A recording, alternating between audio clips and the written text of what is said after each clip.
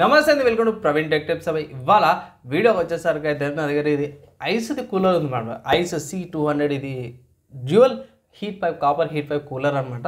So తక్కువ రేట్గా వస్తుంది, 500-600 మధ్యలో ప్రైస్ రేంజ్కి వస్తుంది అనమాట. అవి నా సెకండ్ సిస్టమ్కి ఈ కూలర్ని అయితే ఇన్స్టాల్ చేసి చూపించేస్తాను బై. వీడియో స్టార్ట్ చేసే ముందు చిన్న రిక్వెస్ట్ ఏంటంటే ఛానల్ని సబ్స్క్రైబ్ చేసుకుని బెల్ ఐకాన్ అయితే ప్రెస్ చేయండి, లేటెస్ట్ అప్డేట్స్కి వస్తామన్నమాట. ఇక్కడ చూసుకోవచ్చు బై, ఇది యాన్స్ వాళ్ళది C200 కూలర్ అన్నమాట. బడ్జెట్ కూలరే, చిన్న ఫ్యాన్ సైజ్తో పాటు కూడా వస్తుంది. ఇక్కడ 2 కాపర్ హీట్ పైప్స్ కూడా చూసుకోవచ్చు, చాలా మంచిగా ఉన్నాయి. డీసెంట్గా రెగ్యులేట్ అయితే వేస్తుంది. 90 mm ఫ్యాన్ సైజ్తో పాటు కూడా వస్తుంది అన్నమాట. Budget friendly cooler. ఈ కూలర్ అయితే ఉందో నేను ఆల్రెడీ ఇన్స్టాల్ అయితే చేసేసినాను, చెక్ చేసుకోవచ్చు ఇక్కడ.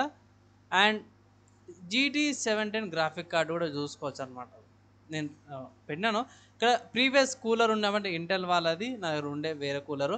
ఇంటెల్ది కూలర్ అయితే ప్రీవియస్ ఉండే, ఆ కూలర్ తీసేసి యాన్సోలో C200 కూలర్ అయితే పెట్టినాను.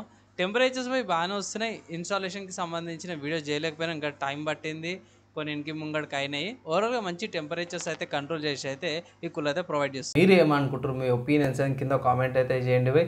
నచ్చింది కంటెంట్ మంచిగా అనిపించింది అంటే లైక్ అండ్ షేర్ చేయండి. నెక్స్ట్ వీడియోలో కలుసుకుందాం.